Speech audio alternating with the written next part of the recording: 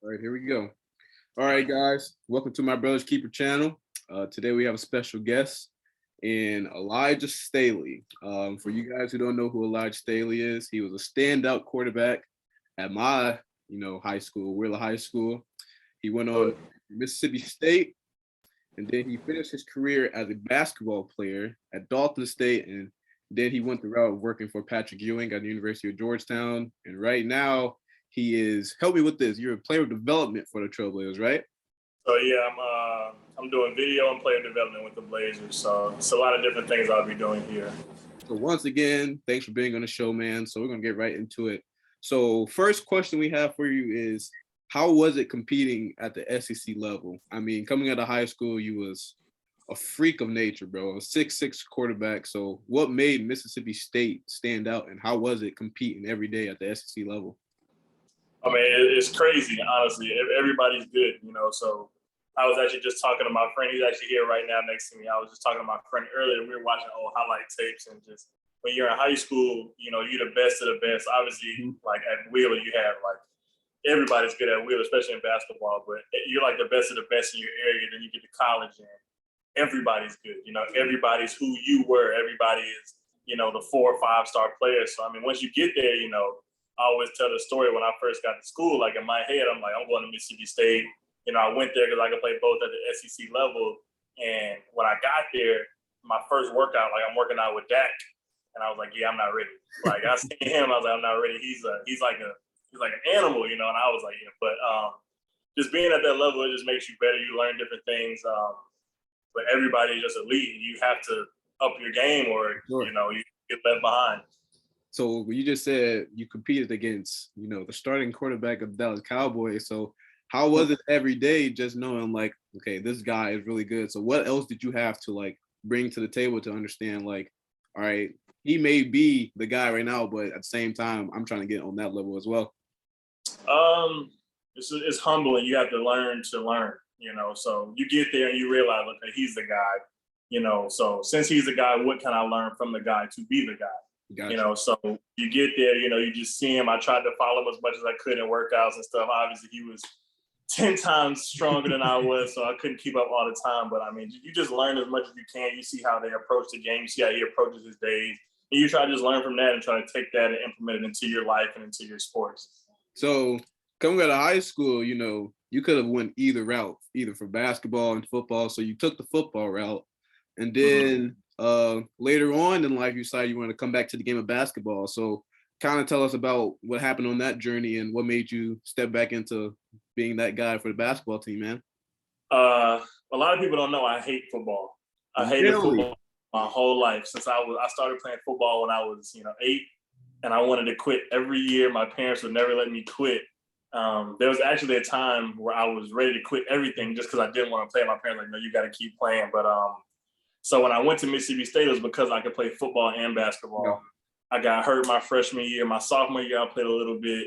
But basketball was always my passion. My brother played basketball. Everybody else around played basketball. I just grew up with basketball. So as I'm playing football, I just knew I didn't have the love. In order to play football at a high level in college, you have to, love what you, just to compete in the everyday, the grind. And I always knew this in the back of my head, I wanted to play. Like when I transferred from Mississippi State and I went to Morgan State first, and I was starting quarterback at Morgan, and then I started on the basketball team as well. So that was just something that was always in me, like I have to play. And then I kind of took a chance my junior year, going into my senior year. I knew I didn't want to play football anymore. I was real down on myself. Like I was, depressed really. Like I'm like, I can't keep playing football. This is like bad for my mental. I was like, you know what, I'm just going to take a chance and I'm going to go play basketball. So I actually went to I forgot the lady's name, Miss Elise Wagner at Morgan State. And I was like, I'm transferring. She told me, she said, you can't go to another Division I or NCAA school. You got to go NAIA. So I was like, I didn't even know what NAIA was at the time. I just knew D1. Exactly. Like, this is what I do. So then I actually reached out to the coach at Dalton. And when he got the call, he was like, why are you trying to play here? Like, what's wrong? And I was like, look, coach, I just want to play basketball. I want to finish playing basketball. I want to do what I love. And that's how that came into play. You ended up having a very successful career there, NAIA All-American. And so it's kind of the best decision you made for yourself. So you just made a great point that we are about this podcast about mental health And playing in Mhm. SEC, of course, you just said like it really makes you, kind of figure out like, is this what you want to do? Because there Yeah. it's kind of like a business at the same time. It's really Yeah. preparing you for the NFL. So you kind of just touched on that. And so Mhm. the next question I got for you is, so you were under the great, you played for the great Doug Lipscomb, probably one of the greatest high school coaches in America. And so Yeah. being at University of Georgetown, what were some of the things that Coach Lip like taught you guys that you went on to like tell your own players and coach your own players? Like, so what are some of the things that you learned from him to help you with your coaching career? I mean, first of all, Coach Lip was a great coach. The whole coaching staff was great. Coach Mario Mays, Mays, yeah, Mays was my guy. I still talk to Mays now. Dez was there. All those people, they basically just instill hard work in you. And, hard work is one thing, but then once you get to like the level where you're on the other side of it, that's when the hard work really kicks in, because sure. you're no longer a player anymore. And that's kind of what my transition was. And, they just teach you got to keep working. You got to keep working. So like now, like when I was a player, you might go in at 8 o'clock, or 6 o'clock to lift, might have practice at 11 or something like that, and in classes. But when you're on the staff side of things, you coming in at an hour before the players get there, and you don't leave until 5 o'clock in the afternoon. So it's a grind all day. It's always something to do. And Coach Lippin, they always taught me that in high school. You got to keep grinding. And in sports, I wouldn't say I was the hardest worker.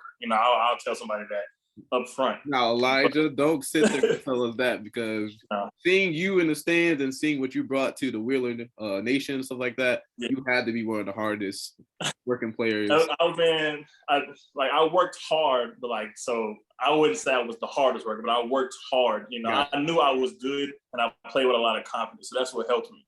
But I had to learn how to work hard throughout throughout college, and now just trying to be a professional.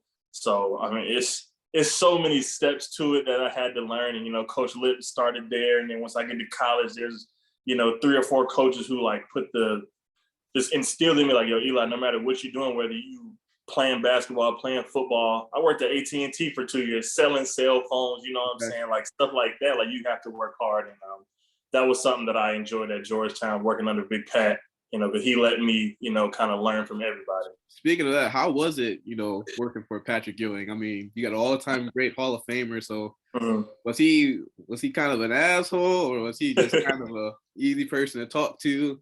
Nah, man, Pat's one of the nicest people I know. I've known him all my life since I was born. So, it's just family to me. So, but Pat let me, he kind of let me follow him around. Like I would go bother Pat, but he always let me ask questions, and that's what I liked about him. Because I'm young, I'm 26 years old. I'm around all these coaches, and I felt comfortable asking and learning, and he let me do different things here, and I got to be at every practice, every game. I traveled with the team. He let me travel my first year, so that was big time. But Pat is one of the nicest guys ever. But he gets mad, he goes off. He's like a larger than life person. So. You don't want to make him mad, but other than that, he's one of the nicest people ever. Just, I love being around Big Pat. He's great. So the game has changed, both football and basketball, since when we both came out of high school. So now you got like NCAA paying their players now. And so like, how do you feel about that? Because there's been a lot of like rumors that, college athletes have been being paid, a lot earlier than that. So speaking as a starting QB in the SEC, how do you feel about the NCAA changing like the rule? Like you got college quarterbacks right now making 6 figures, honestly, 6 figures. Yeah. I'm mad. I'm jealous because I feel like I would have been one of those people who had got paid coming out of high school, like had a great NIL deal. But on the other note, I'm never a hater, so I'm happy for these dudes. I mean, as much money as you bring into the program, like those people paying like crazy amounts of dollars for tickets. Like I remember when I was in college, 2014, we became the #1 team in the country, and I remember we were landing. I remember that year. And I seen it came across all of our phones. We was like, dang, like that's crazy, because we had just played Auburn or something. I remember looking at the ticket prices for the Auburn game. It was like, man, this ticket costs $700. And you go open up the fridge and you got like water, some chips, and it's crazy. Like, like, dang, where all this money going? But I'm happy for these kids now. Like, they deserve it. You know, you go through a lot to be a college athlete. You're basically a pro. Like, now they're getting paid. They are pros. You know, Exactly. so I'm happy for them. I'm a little jealous of myself because I probably would have a little more money in my pocket right now. For sure. So being a part of the league now, what are some of the things that, you know, is going on with you, what you got to do? Because it's a big step from, you know, being at Georgetown. Now it's a whole nother organization, a whole nother level. So what's been going on? How has that experience been going for you? So I actually start work on Thursday. I moved out here a couple weeks early just so I can get acclimated to the time change. But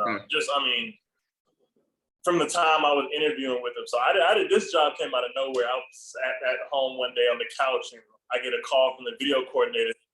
A couple days later, I get a call from Chauncey Billups, you know, so I'm like, what is going on? So, but you can just tell they're serious about it. You know, they reach out, they want you to have all your stuff in on time. I'm excited to go. When I talked to Chauncey, he was like, look, I want somebody who wants to hoop. I want somebody who wants to be around. That's crazy. You say Chauncey's so nonchalant. Chauncey Billups is an NBA Finals MVP, NBA champion. No, he's a man. It was fun talking to him, but I'm excited to be a part of this program. I mean, just to learn, you know, I'm at a young age right now where I still get to keep learning from these great, you know, to work for Patrick Ewing and Chauncey Billups. I mean, you can't ask for a better, you know, story for me, you know, because I've been so much to get here, and I'm just excited to work and just keep learning. Like, that's my big thing right now, is just learn as much as I can, and, you know, keep showing people like where I'm from, like, even if you're not, you know, what you're supposed to be as an athlete. Like, I'm not what I thought I was supposed to be as an athlete, but I'm way better than I thought I am. Than I thought I was supposed to be as a man, you know, so that's kind of my thing. Your story is like kind of amazing because, you know, everybody was like, he's going to NFL, he can go to the NBA. And so you have a wide circle of friends that have done a lot of things. Jaylen Brown, Boston Celtics, Dak Prescott, starting QB. And so with you being in the NBA right now, it's kind of like, okay, so if that wasn't my calling, I still get to be a part of the game in some type of way. So, you know, I got to ask the question. I got to ask the question. So 2 things, brother, 2 things. So I need you to tell the world. So from football and basketball, we'll go first. What was your first welcome to college football? Like, there has to be a story that you was like, okay, this is the real deal. Whether that you were getting sacked or something, like, what was the first level where what was the first thing that comes to mind when you were just like, okay, yeah, like, this is not high school no more? Weight room. So the weight room, surprising, the weight room. Weight room. It's called the St. Valentine's Day Massacre.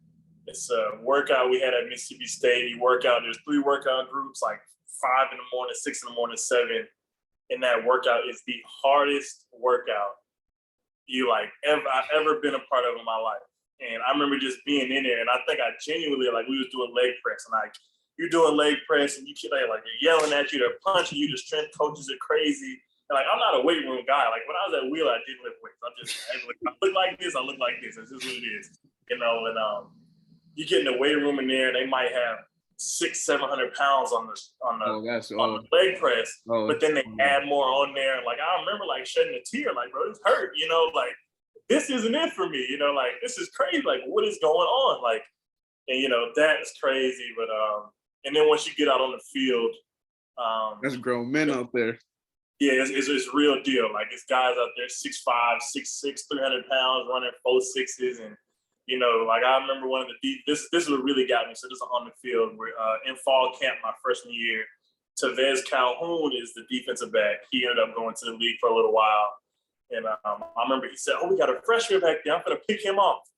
Like, you know, in my head, I got confident. Like, man, whatever. So I have a smash concept on my left, the hitch corner. So I drop back, and he's just playing like he's about to go get the hitch. So I'm like, oh, easy, I got the corner. As soon as I let it go, he runs back there, picks it off. I told you I got you.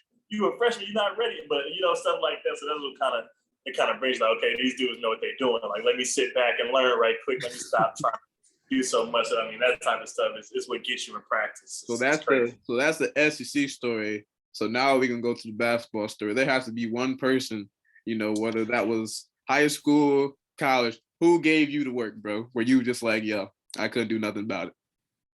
College basketball. It can either go to high school, because if I'm not mistaken, Wheeler was on a national ranking as well. Like, played Mount Verde, played all them teams, like Yeah. like there's somebody out there, Elijah. Somebody out there that got. Oh no, man! I was pretty locked down. I don't think nobody was just giving me the business like that. I'm trying to think. Who was somebody that I just guarded? And I was like, man, I'll show you. So in high school, I was pretty good. You know, we played against a lot of people, but at the end of the day, I had me, JB, Daniel, Avery. We all kind of clicked. You know, but when I got to college, my sophomore year, because I didn't play my freshman year because my knee. My sophomore year, we go to Florida State. So technically I'm a walk-on the basketball team because I signed a football scholarship. So we get to Florida State and players start cramping up. And I'm like, I might have to play this game. Like, I'm like, oh snap. Like, we in Tallahassee. So coach looks down like, Eli, you gotta go. So I go out there and I'm not in good shape. Like, I'm just kind of coming out of football. And I just remember how fast the game was. Like, people were just flying. Like, Dwayne Bacon was on that team. They had, like, big 7'3", and I remember I got the ball in the post. And I'm so used to getting in the post and, like, just doing my little move, throwing my hook shot, and I got it in the post. And I think I, like, did one dribble and turn. I probably threw it over the goal. Like, it was bad. Like, I was like, oh, my God, this is not easy. So, I mean, after that, it was fun. But then those are kind of like my wake-up calls. Like, yeah, this isn't the same as what it was. Like, I got to get better. So a couple more questions. So you just made a great point being a dual sport athlete at Division I level. So how did that affect you in any way? Like from going from straight to SEC football, straight to SEC basketball. Like how did that affect you in any type of way? It was a heck of a transition. So my freshman year we were obviously really good. So once it comes to the bowl season time in football, that's when I start going back and forth from football to basketball practice. So to do that, it's just a completely different speed. It's like different level. Like these basketball players have already been playing year round. I'm coming out of football where I'm 10 seconds and play is over, you know. So and like I'm not playing as much in games. I'm just practicing because Dak is there. So and then I ended up tearing my patellar tendon just because, I mean, it's so different. So I come back my sophomore year, and this is when I really got a taste of it. What did we do? We were playing in the Belt Bowl for football. And I had been going back and forth to football practice and basketball practice. And it's just like a different level of condition you had to be. Like Coach Howland was the coach for the basketball team at this time. And he was like, Eli, you got to lose. You know, I'm weighing 245, 250 to play football. And then Coach Howland's like, I need you down to like 230. So before practice, I'm running 3-4 miles before practice. After practice, I'm running and I'm not even playing either. So now I'm just like, feel like I'm doing all this conditioning for no reason. Exactly. But, it's hard. After the bowl games, all your football teammates, they go home, they get time off. So my roommates are football players. So they leave. I'm in the apartment by myself doing all these different practices. So it's hard on your mental. It's just so much that goes through your head. But it's fun to me. Like basketball is fun, but at the same time, it's hard. You know, you come home after a long day, you don't have nobody to talk to, all your teammates. So it's a battle. I wouldn't wish it on nobody, but it was fun. Like I wouldn't go tell nobody go play 2 sports in college. I'm happy that. So speaking on that, what is some advice that you would give to some upcoming quarterbacks or upcoming college athletes about their mental health and how strong it needs to be going into college athletics? Because a lot of people don't realize it's not always glitter and gold when you get there. I mean, you have to grind, and it's always not set in stone. Like at the end of the day, the coach has a job; he has to put food on his table. And so what is some advice that you got for some upcoming athletes about being a college football player or basketball player, since you got to experience both of them? Mental health is important, but I would say don't let mental health be an excuse. So like I was always one of those people, like I learned from when I got to college, Rick Court was my strength coach. And then Nick Savage was my strength coach right after that. You know, Brian Johnson, Dan Mullen, those are like my coaches. And you're just taught to fight. You're taught to fight through everything. Sure. When I was growing up, I didn't have like the best, childhood growing up. Like we went through different battles, but mental health is something you should pay attention to, but don't let it be a weakness for you. But I would say if it becomes a problem, don't be scared to get counseling. Like a lot of people don't know, when I was at Morgan State, I had like a mental breakdown in the football game, at the end of the football game. And like I just texted the team and told them I'm done on the plane. I said, yeah, I'm done. Really? I can't play no more. Really? A lot of people don't know that, and that actually made me go to counseling because I was drinking a lot. You know, I was it's a lot behind the story of it, but I would say it's something to pay attention to, but don't let it be a weakness. Like, you know, you can fight through some stuff, Sure. you know, but if it's bad enough, don't be scared to go to counseling. Counseling is one of the best things I ever did. Just as a person, you know, you feel like you're not alone anymore. Like when you're going through mental health struggles, a lot of it is you feel like you're alone in what you're doing. You know, you feel like no one got your back. And with someone like you, you know, always been in the spotlight, you know, people probably wouldn't, you know, even consider like, oh, Elijah's going through something, because they probably felt like he already had everything he ever wanted. And especially us being Black athletes, you know, we don't really talk about that enough. And so that's a great point that you just made there on, you know, how to be strong and how to not use that excuse. So I really appreciate Yeah, man. I mean, you got to. I mean, just college sports, you got to go through a mental battle, period. You're going through, whether it's a practice, a game, class, you're going to go through something. So you got to fight, you know, and I still do that to this day. Like, I'll be outside just running, and in the back of my head, it's like, I got to make it to that stop sign up there or I'm weak. You know, like that's just kind of like my mindset now, just about everything, or I have to fight through this. But when it comes to mental health, I say it's just something you want to, you know, key on and always make sure you have somebody to talk to. You always want to be able to talk. Don't hold everything in. Just talk to somebody, whether it's you feel like you're weak or you sound crazy, but always want to make sure you have somebody to talk to, because it helps. It does. Appreciate you sharing that wisdom. So we're about to close here soon. So you still have a great relationship, of course, with, you know, Jaylen Brown, Dak Prescott. How is that? How is that knowing like two of your closest friends are, you know, at a big stage of their career right now? How is that feeling right there?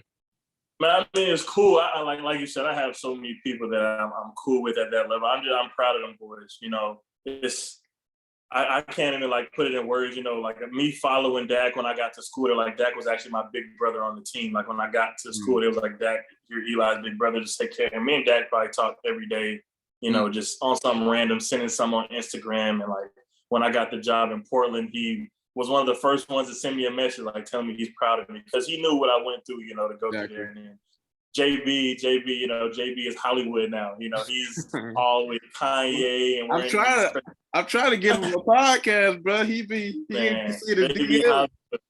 I'm proud of him. I know what JB went through to get there. You know, like if you remember on the team, like it was like me, JB, and Daniel. It was us three all the time. You know, and I ain't gonna lie to you. I ain't gonna lie to you. I didn't like Daniel. I thought he was just a big fella, and he really didn't talk much. You know, he just had that look on his face. Yeah, like, I ain't gonna talk to you. I love Daniel, man. Daniel's so cool. I still talk to him all the time, but I'm super proud of JB. Watching him in the finals last year, that's big for Wheeler. You know, that's big for, you know, kids where we come from. Like one of the things that I've taken on is, you know, being a role model for people and like showing people that you can be successful where you come from. And obviously Wheeler has a great tradition of athletes, but for someone at Wheeler to get on, like a kid to get on TV and see Jaylen Brown went to Wheeler, and he makes sure people know that. And you yourself followed in that, you know, legacy right there. I mean, not only just a great football player, but Coach Lipscomb not just putting no average basketball player in that team. Like you got to be able to, a different breed. And so go ahead and put yourself in that category too, my boy. Nah, I mean, I do. I mean, yeah, it was fun, man. I mean, to be at Wheeler, I wasn't there my freshman year, my sophomore year when I got there. You just feel it. So, I mean, all of us, we still have a great relationship. I actually have my basketball team from Wheeler. We still have a group message now. Like we're 10 years, what is it, 2022? Yeah, we're 10 years strong now in a group message. We still talk every day. So it's fun. Well, I appreciate you, Elijah, for getting on the show, you know, sharing your story and giving advice to upcoming athletes. So we really appreciate you. Best of luck to everything you're going to do in the NBA. And we'll be hearing from you soon, brother. Appreciate it. Thank you. I appreciate it. All right, man. Yeah.